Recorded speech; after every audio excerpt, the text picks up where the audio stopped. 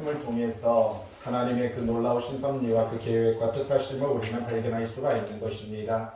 우리가 성경이라고 하는 큰 틀을 보게 되면 여러분이 갖고 있는 책 2페이지를 한번 보시면은요, 두 번째 도표에서 복음서, 바울서신, 어떻게 보면 성경 속에서 이 복음서가 차지하는 비중과 바울서신이 차지하는 이 비중이 상당히 큰 것을 발견할 수가 있는 것이지요. 우리는 요한계시록, 계시록에 이렇게 보면 어떤 말씀이 있습니까? 계시록 4장 7절에 보면은, 계시록 4장 7절에 하나님의 보좌에는 4명, 바로 4생물이 존재한다라고 하는 것을 발견할 수가 있습니다. 첫째 생물은 7절에 보니까 첫째 생물은 사자 같고, 둘째 생물은 송아지 같고, 셋째 생물은 사람 같고, 넷째 생물은 독수리 같다라고 하는 것이 바로 계시록 속에 기록되어 있는 내용인 것을 볼 수가 있는 것이지요. 그런데 여러분이 갖고 있는 책 2페이지를 보시면 방금 말했던 사자, 그러니까 하나님의 보좌의 주변에 있는 사자와 송아지, 사람, 독수리가 바로 그 복음서 마태, 마가, 누가, 요한 복음으로 우리에게 다가와 있는 것을 볼 수가 있는 것입니다. 무엇을 말해주냐면은 하나님의 보좌 쪽에 있는 이 사자와 송아지와 사람과 독수리는 하나님의 속성을 가리켜서 말을 하는데, 하나님의 속성은 어떤 속성을 갖고 있느냐? 바로 거기서 마태복음은요, 왕이신 예수 그리스도, 그리고 종이신 예수 그리스도, 인자이신 예수 그리스도, 성자 하나님에 대한 이야기로 마태, 마가, 누가, 요한복음으로 기록되고 있는 것을 볼 수가 있는 것이지요. 그리고 바로 바울서신, 우리는 보통 교리서신이라고 해서 로마서, 고린도전서, 후서, 갈라디아서를 교리서신이다 이렇게 말을 하고 있습니다. 그런데 로마서는 보면은요, 교훈이라고 되어 있습니다. 여러분, 이런 이야기가 어디에 있었죠? 디모데후서 3장 16절에 어떤 말씀이 있습니까? 모든 성경은 하나님의 감동으로 된 것으로 교훈과 책망과 바르게 함과 의로 교육하기에 유익하다 이렇게 말합니다. 그런데 저기 한번 보세요. 여러분, 이 페이지의 책에 보시면 로마서는 교훈과, 그리고요 고린도전후서는 책망과, 갈라디아서는요 바르게 함으로, 그리고 에베소서는 교훈, 빌립보서는 책망과, 골로새서는요 바르게 함으로, 데살로니가 전후서는요 교훈과 책망과 바르게 함이 같이 담겨 있고요, 다른 모든 말씀은 의로 교육되어지는 이런 말씀의 내용을 갖고 있는 것을 볼 수가 있는 것이지요. 그래서 우리는 신약 성경의 모든 말씀을 보게 되면 하나님에 대한 이야기, 예수 그리스도에 대한 이야기를 하고, 하나님께서 성도들에게 교훈과 책망과 바르게 함과 의로 교육하는 이러한 말씀으로 신약 성경이 기록되어 있는 이러한 형태를 발견할 수가 있다는 겁니다. 그래서 로마서 1장을 보면은요, 하나님의 복음에 대한 이야기를 말을 해주고 있는데, 하나님의 복음은 기쁜 소식이라고 말을 합니다. 이 하나님의 복음이 무엇이냐라고 했을 때 그것은 바로 예수 그리스도에 관련된 이야기인 것을 볼 수가 있는 것이지요. 그래서 2절에 보니까 이 복음은 그 아들에 관하여 라고 이렇게 말합니다. 복음이라는 것 자체, 여러분 기쁜 소식이라는 것 자체가 바로 예수 그리스도 하나님의 아들 독생자에 대한 이야기인 것을 볼 수가 있는 것이고, 3절에도 그의 아들에 관하여 이렇게 말하면서 다윗의 혈통으로 났다라고 이렇게 말하고요, 4절에 보니까 혈통으로는 다윗의 혈통으로 났지만 성결의 영으로는 이렇게 말하고 부활하셨으며 하나님의 아들로 선포되셨다 이렇게 말을 하고 있습니다. 그래서 사도 바울은 내가 예수 그리스도로 말미암아 사도로 부르심을 받았고 그 이름을 모든 이방인 가운데서 증거하는 자가 되었다라고 그렇게 말을 하고 있습니다. 그러면서 이렇게 말합니다. 너희는 이렇게 말하죠. 여러분들은 이 이방인들 속에서 부르심을 받은 사람들이다. 여러분, 예수 그리스도로 말미암아 뭐라고요? 오늘 저와 여러분들은 이 이방인들 속에서 부르심을 받은 자, 누구로 말미암아? 예수 그리스도의 것으로라고 이렇게 말합니다. 6절 말씀해 보세요. 예수 그리스도의 것으로 부르심을 받았다. 그렇게 말을 하는 것입니다. 여러분, 지난주에도 말씀을 드렸지만 누구의 것이 되느냐 하는 것은 참 중요합니다. 볼펜도 차도 노트북도 말하자면요 모든 것들이 누구의 것이 되느냐 이것은 중요한 것이지요. 저와 여러분들이 여러분 누구의 것이 되느냐, 여러분 오늘 성경 말합니다. 예수 그리스도의 것으로 이렇게 말을 하고 있는 것을 발견할 수가 있다는 사실이지요.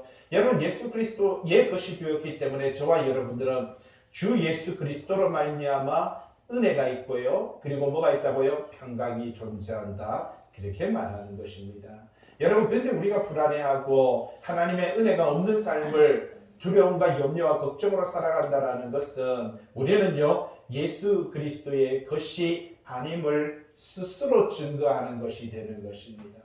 그런 사람을 가리켜서 우리는 교회 안에서 이렇게 말합니다. 새로운 종류의 불신자 그렇게 말을 합니다. 여러분 교회 밖에 있는 불신자가 있는데 교회 안에 있는 불신자가 있다라고 그렇게 말을 하고 있는 것을 볼 수가 있는 것이지요. 그래서 오늘 8절 말씀입니다. 먼저 내가 예수 그리스도로 말미암아 너희 모든 사람에 관하여 내 하나님께 감사함은 이렇게 말을 합니다. 사도 바울은 그가 예수 그리스도를 만났고 예수 그리스도로 말미암아 바로 구원함을 얻었으며 예수 그리스도로 말미암아 은혜와 성결함을 얻어 하나님의 백성이 되었음에 먼저 감사하고 그리고 내가 예수 그리스도의 사도 되었고 부르심 받았음에 또한 감사하며 그리고 무엇보다 이방인인 너희들 로마에 있는 교인들 이 로마에 있는 성도들을 바라볼 때 내 하나님께 감사한다 그렇게 말을 합니다. 사도 바울의 인생은 사도 바울의 삶은 온통 감사하는 삶인 것을 볼 수가 있는 것이지요.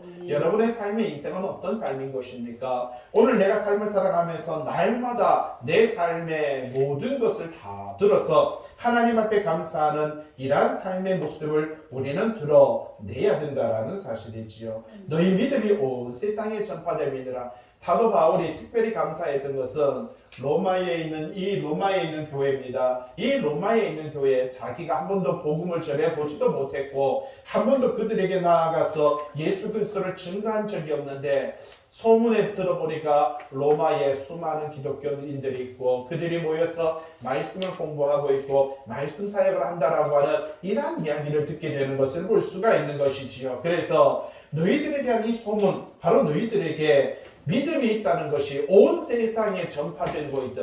참 기가 막힌 것입니다. 도대체 로마에 누가 복음을 전했지? 여러분 지도를 보게 되면 사도 바울은요 이곳에서 참 이렇게 많은 줄기를 타고 다니면서 복음을 전했던 것을 발견할 수가 있습니다. 그런데 로마에까지는요 그는 포로로 잡혀가고 그리고 그곳에서 죽기는 했지만은 실질적으로 복음은 전하지 못했습니다. 그런데 도대체 어떻게 로마에 있는 사람들이 기독교인들이 그렇게 많이 바로 탄생하게 되었고 그 로마의 성도들의 소식이 어떻게 보면 여기가 바로 마게도냐라고 말을 하고 여기는 서아시아라고 이렇게 말을 하는데 이쪽 지역까지 그들의 신앙과 그들의 믿음이 소문이 날 수가 있었을까라고 하는 겁니다. 전에도 한번 말씀을 드렸지만 로마의 교회 교인들이 형성될 수 있었던 것은 예수님께서 주로 처음 활동하신 것이 갈릴리였습니다. 근데 갈릴리에서 활동할 때 예수님께서 복음을 전했을 때 많은 이방인들이 예수를 믿었고 예수님을 추종하였고 예수님을 따라다녔다라고 성경은 우리에게 그렇게 기록합니다. 그래서 이방인들이 먼저 예수님을 먼저 접하게 돼요. 유대인들도 접하지만 바로 이방인들이 여기에서 갈릴리 지역에서 접합니다. 그리고 이 사람들이 바로 올라가게 되죠. 자기의 길을 걸어가면서 복음이 전파되는 것을 볼 수가 있습니다. 그렇게 해서 로마까지 전파되는데 전에도 한번 말씀을 드렸지만 여러분 사도행전에 보면은 고넬료라고 하는 사람이 있습니다. 그 사람을 가리켜서 이달리아대라고 이렇게 말하죠. 이탈리아. 여러분 이탈리아 로마 아닙니까? 그죠? 여러분 이달리아대라고 하는 백부장이었고요. 로마에서부터 여기에 왔던 것을 볼 수가 있습니다. 바로 여기 갈릴리 보면 위에 단이라고 하는데 이 가이사랴 빌립보라고 하는 지역이 하나 있습니다. 그곳에 주둔을 하면서 거기에서 그가 날마다 이렇게 기도하는 중에 너는 가서 욥바에 가서 베드로를 데려오라 이런 이야기를 듣는 것을 볼 수가 있죠. 여러분 보면은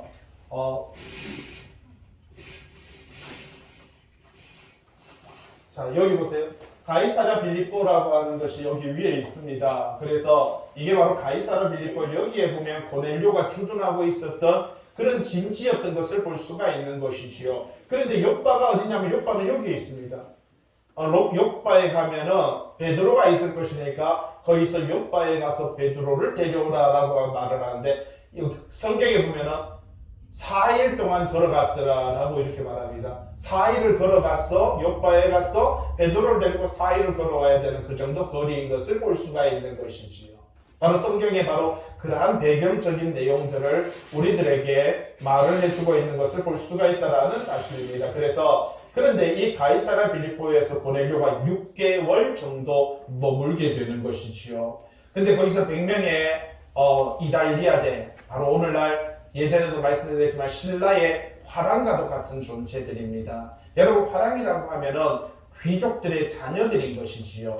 그런데 이 젊은이들이 여기까지 와서 6개월을 지내다가 베드로를 모셨는데 성령이 임하고 성령을 받고 복음을 듣고 6개월 주둔하고 로마로 돌아가게 되는 것입니다. 그래서 저는 항상 이야기합니다. 로마의 사도 바울이 놀라워했던 로마의 기독교인들의 근본적인 배경은 고넬료다라고 이렇게 저는 항상 이야기를 합니다.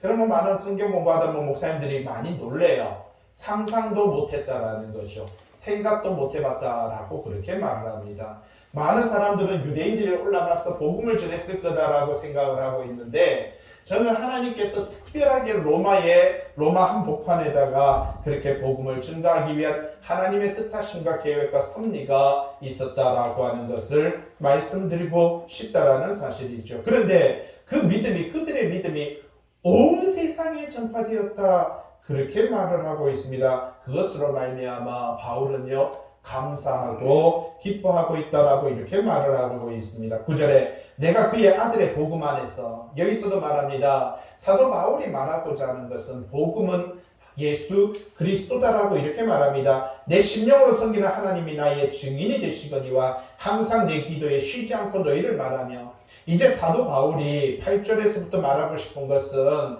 로마 교회를 방문하고 싶다라고 하는 계획에 대한 이야기를 들려주고 있습니다. 그리고 로마 교회에 방문하고 싶어하는 이유가 뭐냐? 로마 교회에 대해서 뭐 하기 때문에?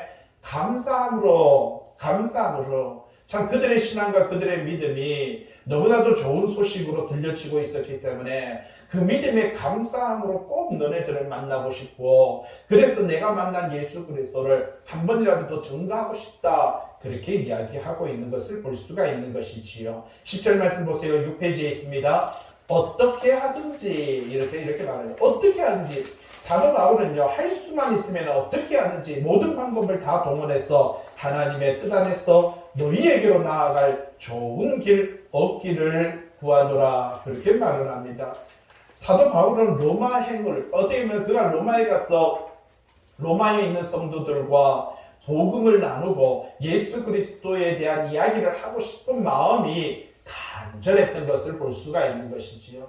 여러분, 저와 여러분들도 그와 같아야 됩니다. 여러분, 우리 기독교인들이 만나면은요, 여러분 부동산의 이야기 아니면 차에 대한 이야기, 아파트에 대한 이야기, 주식에 대한 이야기, 비트코인에 대한 이야기를 하는 것이 아니라, 여러분 성도들은 만나면 말씀 이야기해야 될 줄로 믿습니다. 여러분, 그래서 그 말씀 이야기 하고 싶어서 만나야 되고요, 하고 싶어서 찾아가야 되는 것입니다. 그냥 밤새도록 쓸데없는 이야기 하고요, 그냥 여자들은 남자에 대한 이야기, 남자는 여자에 대한 이야기, 이런 이야기를 하는 것이 아니라 오늘 저와 여러분들은 하나님의 말씀 전하고 싶고 그 말씀 나누기 위해서 우리 마음속에 끓어오르는 기쁨과 감격과 감사가 있어야 된다. 사도 바울은 그것이 끌어넘쳤던 것을 볼 수가 있습니다. 11절 내가 너희에게 보기를 간절히 원하는 것은 어떤 신령한 은사를 너희에게 나누어줘. 여기서 어떤 신령한 은사가 뭡니까? 이게 바로 예수 그리스도의 복음입니다. 말씀인 것을 볼 수가 있는 것입니다. 여러분, 은사 그러면 자꾸 우리는요, 기도해서 병 낫고, 기도해서 방언하고, 기도해서 능력 행하고, 우리는 자꾸만 은사를 그렇게 말을 하는데, 사도 바울이 말하고 있는 내가 갖고 있는 어떤 신령한 은사, 내가 만난 그 신령한 은사, 내가 전하고 있는 이 신령한 은사, 누굽니까? 예수 그리스도. 그 복음을 너희에게 어떻게 해요? 나누어 주어 너희를 견고하게 하려 함이니라. 그렇게 말을 하고 있는 것을 볼 수가 있다는 것이지요. 여러분, 이것이 오늘날 성도들의 사역이 되어야 되는 것이고, 오늘날 이것이 저와 여러분의 삶의 내용이 되어야 된다. 그렇게 말을 하고 있는 것을 볼 수가 있다는 사실입니다. 12절, 이는 곧 내가 너희 가운데서 너희와 나의 믿음으로 말미암아 피차 아니함을 받기를 원한다. 이렇게 말하죠. 내가 예수 그리스도를 전하고, 그리고 너희에게 들려주는, 너희가 말하고 있는 모든 세상에, 온 세상에 전파되는 너희의 믿음으로 말미암아 서로가 위로를 받고 감사가 생기고요. 그러므로 말미암아 서로 힘이 되고 격려가 되고 서로가 서로에게 안위가 될 수 있는 이런 기회, 여러분, 성도는 성도들끼리 만났을 때 여러분 거기서 참 기쁨과 감사가 안위가 있어야 된다는 겁니다. 성도끼리 만나서 다른 이야기를 하니까 싸움과 다툼과 분쟁과 이러한 것들이 갈등이 생기는 것을 볼 수가 있는 것이지요.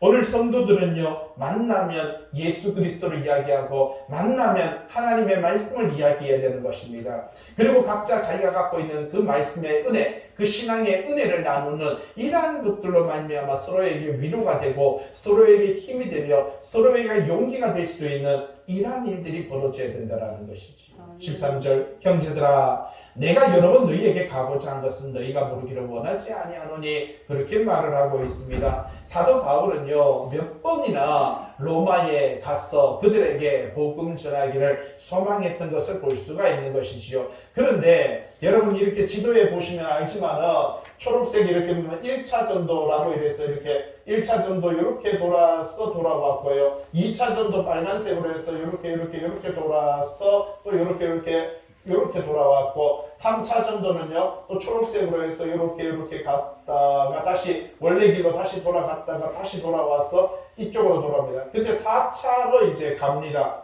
가는데 왜 어떻게 갔습니까? 포로로 잡혀갑니다.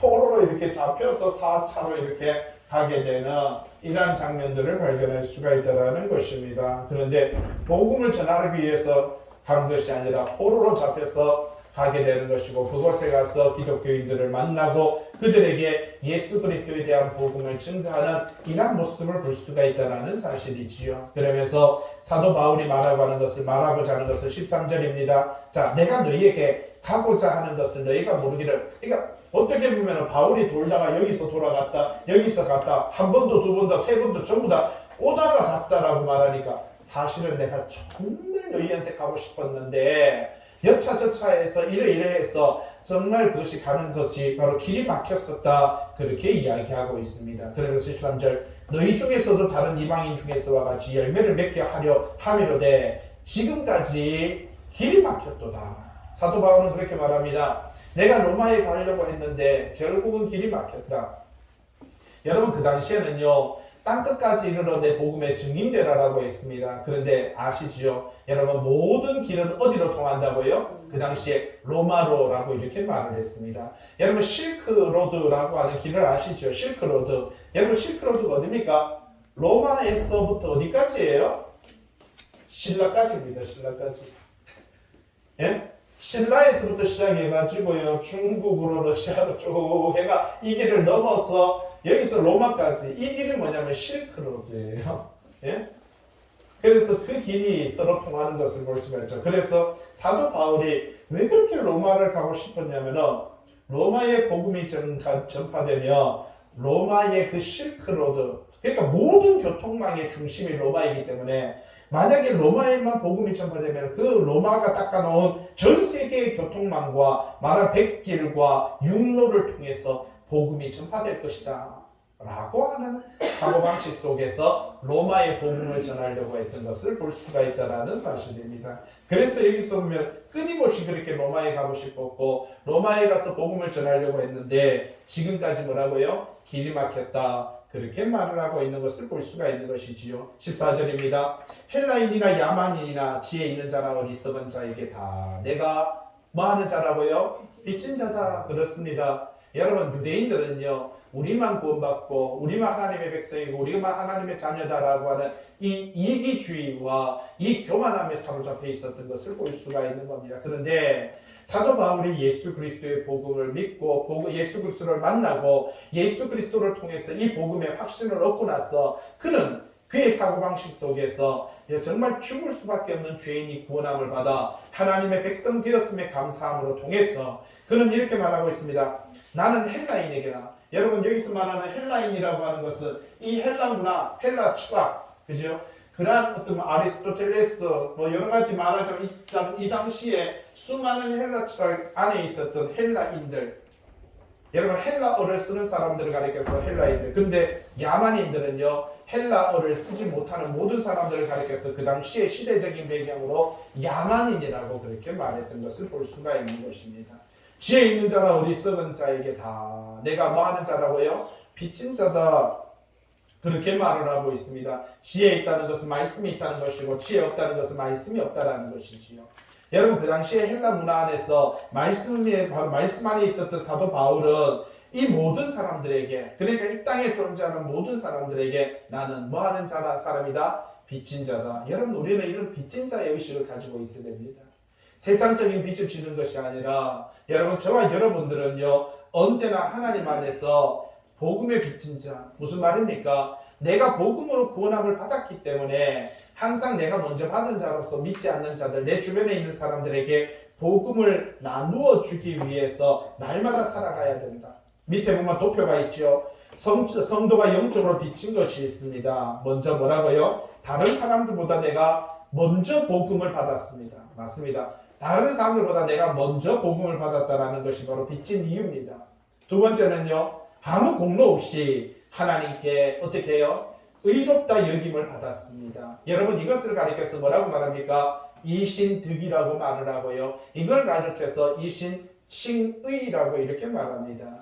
하나님으로부터 예수 그리스도로 말미암아 그 믿음에 의하여 우리가 의롭다함을 인정을 받는 것이고요. 칭해지는 것입니다. 그것을 가리켜서 이신칭이다, 이신득이다라고 그렇게 말을 합니다. 세 번째는요. 그리스도 예수로 말미암아 죄와 사망의 법에서 해방되었다 그렇게 말을 하고 있습니다. 예수 그리스도로 말미암아, 여러분 이렇기 때문에 이게 빚진 자입니다. 네 번째는요. 다른 성도들의 뭘 받았어요? 사랑을 받아서 오늘 저와 여러분들이 이 자리에 존재하는 것입니다. 여러분 모든 성도는 이 형제 사랑이라는 것이 참 중요한 것이지요.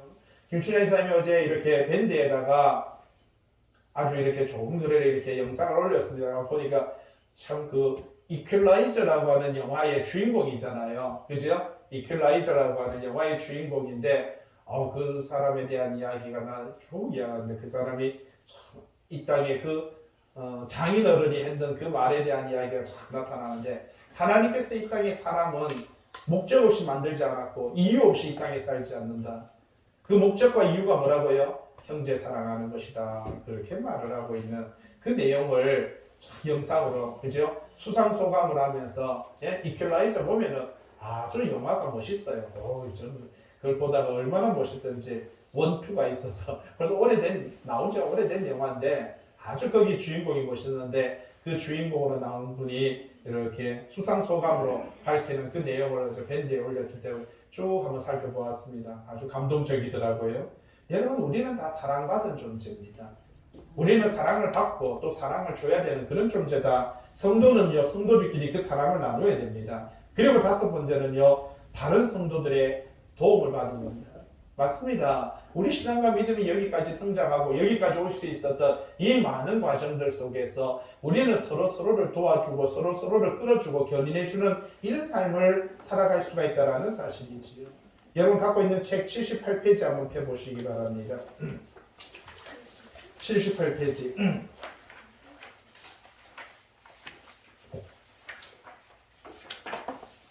78페이지입니다. 자, 여기 세에 보면은요, 우리가 이신득위에 관련된 것도 있고요, 대표와 연합에 관련된 이야기도 있는데, 78페이지에 보면 이제 우리가 보통 구원받았다라고 이렇게 말할 때, 구원받은 그 순서에 관련돼서 이렇게 말을 합니다. 만약에 말하자면, 전적으로 타락한 하나님의 형상을 잃어버린 인간. 자, 아담의 범죄로 말미암아 아담의 범죄로 말미암아 모든 인간은요 타락하게 되고 뭘 잃어버렸다고요? 여러분 우리는요 하나님의 형상과 모양으로 지어졌습니다. 이게 대단하지 않습니까?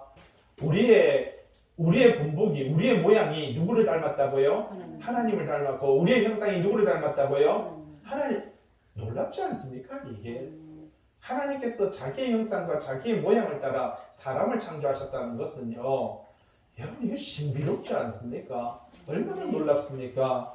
그런데 이 형상을 가지고 있었던 인간이 죄를 범함으로 말미암아 그 형상을 뭐 했다고요? 잃어버렸습니다. 이렇게 잃어버린 인간을 예수 그리스도를 통해서 우리를 구원하셨는데 근데 구원하시는 그 방법이 있습니다. 첫 번째가 우리가 잘 알죠. 이게 예정 이렇게 말하죠. 예지가 뭡니까? 한번 읽어보세요. 하나님 같이 읽어볼까요? 시작. 하나님께서 당신의 경륜 가운데 미리 은혜의 눈길을 던지시자. 자, 예지가 뭐라고요? 눈으로 눈도장 찍어 놓는다 이거예요. 그죠? 하나님께서 이 땅에 수많은 사람들 속에서 눈도장 찍어 놓으셨다. 이게 뭐라고요? 예지. 그 다음에 예정하셨다. 그죠? 예정이 뭡니까? 하나님께서 구원받은 자들을 어떻게 했다고요? 미리 선택하셨다. 예? 이 예정이죠. 예정론이라고 칼빈주의 장로교회에서는 이 예정론에 대한 이야기를 하고 있습니다. 그래서 하나님께서 구원받은 미리 선택하셨다. 이렇게 말을 하고 있습니다. 그죠? 그러면 세 번째는 소명이라고 합니다. 그리스도에 의하여 준비된 구원을 믿음으로 받으라고 초청하신 하나님의 은혜입니다. 예수 그리스도로 말미암아 이 구원함이 준비되었는데 그것을 뭘로 받으라? 믿음으로 받으라. 여러분의 믿음으로 말미암아 그것을 받으라. 이것이 바로 하나님의 은혜다라고 이렇게 말합니다. 중생, 죄와 허물로 죽었던 영적인 생명을 다시 살리시는 성령의 역사입니다. 여러분 죽었던 우리들입니다. 자, 그러면 한번 보세요. 예지, 예정, 소명, 중생까지. 여러분 구원론에 있어서, 구원함에 있어서 예지, 예정, 소명, 중생까지 우리가 할 수 있는 게 있어요? 없어요? 여러분 1번부터 4번까지는요. 우리가 할 수 있는 게 한 개도 없습니다. 내 의지가 없어요. 누구의 의지입니까? 하나님의 의지고 하나님의 뜻이고 하나님의 계획이고 하나님의 섭리도. 여러분이 여러분의 가정에 태어나기 위해서 여러분이 선택했습니까? 태어나 보니까 여러분의 가정이었습니까? 여러분의 아버지와 여러분의 엄마를 여러분이 선택했어요? 아니지요. 태어나 보니까 그냥 우리 엄마고 태어나 보니까 우리 아버지인 거예요. 예?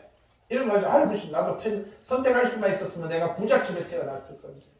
예? 뭐 부모는 말 못하나 나도 선택할 수 있었으면 나도 연예인이나 돈 잘 버는 애를 선택했을 거예요. 서로 뭐 이러면서 예지, 예정, 소명, 중생까지는 여러분 구원론에 있어서 예지, 예정, 소명, 중생까지 우리 인간이 할 수 있는 건 없습니다. 하나님이 하시는 거죠. 그 다음에 다섯 번째가 회심이라고 하는 겁니다. 방금 위에서 네 번째 중생으로 생겨난 새로운 성향으로 세상과 죄악을 향하던 뭐라고요? 생활을 청산하는 겁니다.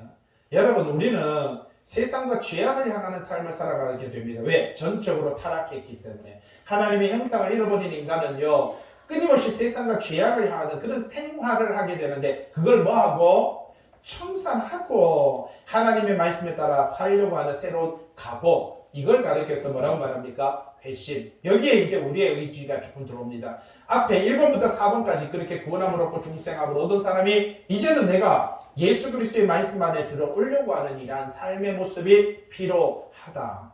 그렇게 했을 때, 그렇게 노력하면, 그렇게 고생하면 6번이 뭡니까? 칭의죠.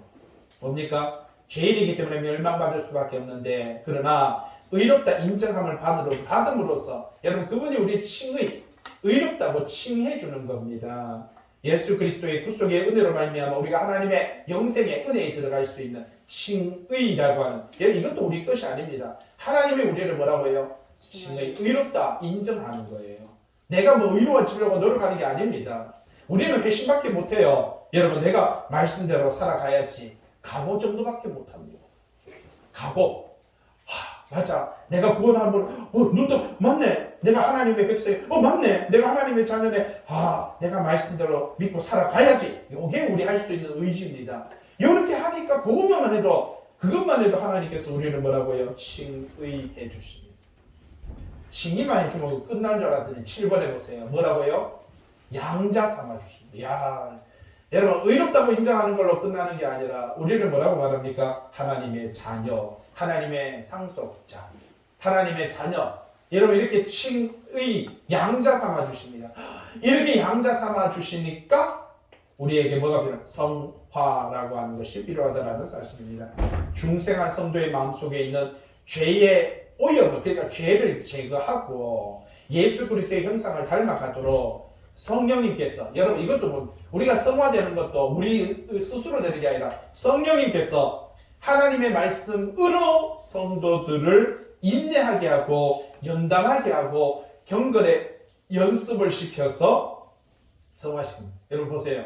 성화도 내가 하는 게 아니라 하나님의 성령님께서 하나님의 말씀을 통해서 우리를요 인내케 하고 연단시키고 경건하게 한다는 겁니다. 이게 성화입니다.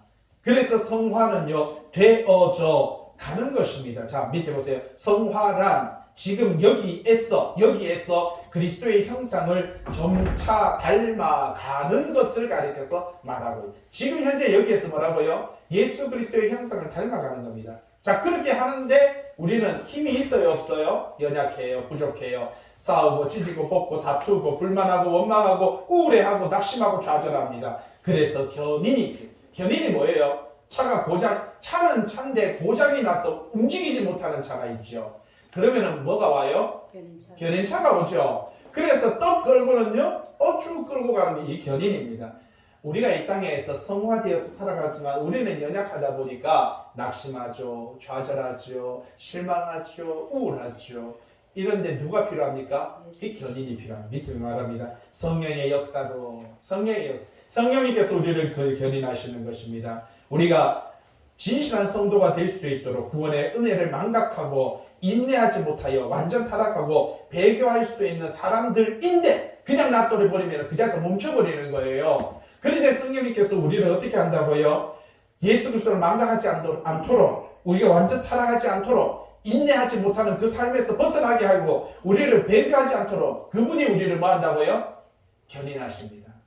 아멘. 우리가 가는 거 아니에요. 뭐 우리는 그런 말 있잖아요. 우리 옛날에 한때 모래밭에 발자국이 2개가 있다가 그리고요 정말 힘들 때 보니까 모래밭에 발자국이 1개밖에 없고 그죠? 뭐 이런 이야기 있잖아요. 아니 그래서 하나님 왜 내 인생에서 그렇게 내가 제일 힘들 때 왜 발자국이 제 혼자 걸어가도록 그냥 두셨습니까? 하니까 거기서 예수님 뭐라고 하셨어요? 내가 너를 업고 걸었다 이렇게 말하잖아요. 네가 가장 힘들었을 때, 네가 가장 낙심할 때, 네가 그냥 우울하고 좌절할 때 그때 네 혼자 걷게 놔둔 것이 아니라 너는 걸을 수 없는 힘으로 너는 걸을 수 없어서 스스로 일어날 수도 없는 그런 존재였기 때문에 내가 너를 업고 걸었다라고 그렇게 말하잖아요. 그게 뭐라고요? 견인이라고 이렇게 말합니다. 그래서 마지막에 어디에 이릅니까? 영화라고 하는 거예요. 천국에 들어가는 것이고요. 우리가 부활하여 영광의 몸으로 변화되는 것이며 하나님과 영적인 친교를 나누는 것이고 그리스도의 형상, 하나님의 형상대로 여러분 우리의 모습이 완전히 변화되는 것입니다. 그것을 가리켜서 마지막에 하나님의 형상을 회복한 인간, 하나님의 형상을 잃어버린 인간이 하나님의 형상을 회복한 인간으로 이렇게 서게 되는 것을 발견할 수가 있다는 것이죠. 다시 7페이지로 돌아오시기 바랍니다. 16절과 17절까지만 우리가 한번 말씀을 한번 보도록 하고요. 16절 내가 복음을 부끄러워하지 아니하노니 이렇게 말합니다. 내가 복음을 부끄러워하지 이 복음은 모든 믿는 자에게 구원을 주시는 하나님의 능력이 됨이니라. 먼저는 유대인에게요. 그리고 헬라인에게라. 자, 사도 바울은요. 뭘 부끄러워하지 않는다?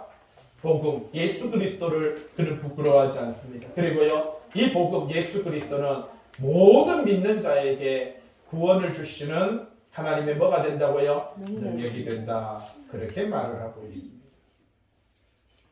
고린도전서 밑에 한번 보세요. 7페이지 거기 관주에 보시면 고린도전서 1장 18절 십자가의 도 여러분 십자가의 도 예수 그리스도 복음이 멸망하는 자 그래 믿지 않는 자들에게는요 뭐라고요? 미련한 것이요.